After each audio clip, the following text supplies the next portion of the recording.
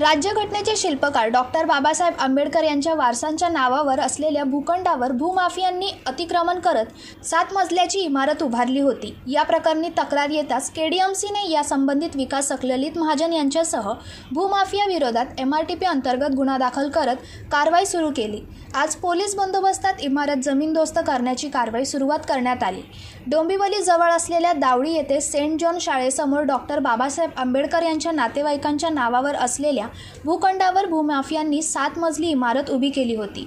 या जमिनीच्या 7/12वर डॉक्टर बाबासाहेब आंबेडकर यांचे नातू प्रकाश आंबेडकर, आनंदराज आंबेडकर यांच्यासह आणखी 2 नावे आहेत। दरम्यान आपल्या भूखंडावर अतिक्रमण होत असल्याचे लक्षात येताच आनंदराज आंबेडकर यांनी संबंधित भूमाफियाला जाब विचारत यांची माहिती रिपब्लिकन सेनेच्या पदाधिकाऱ्यांना देत या प्रकरणी मदत करण्याची मागणी केली होती।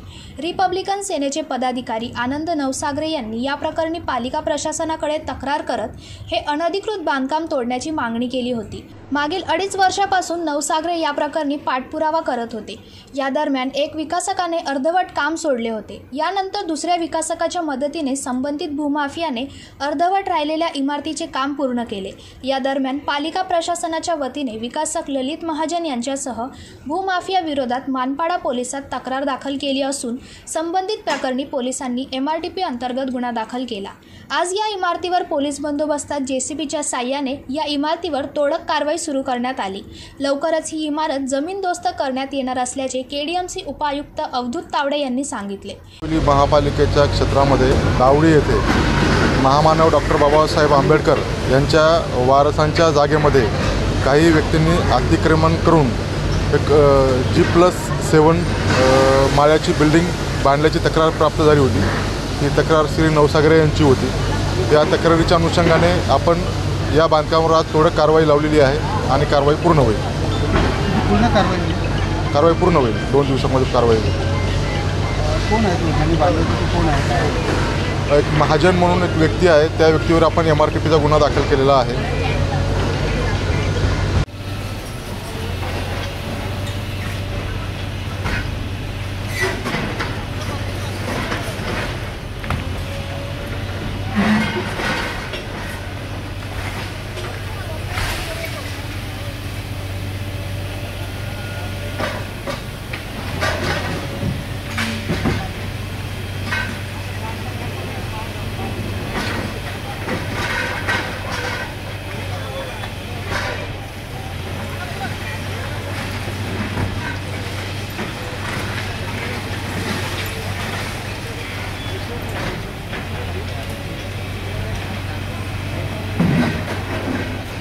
विशाल वाघमारे, जनशक्ती, डोंबिवली।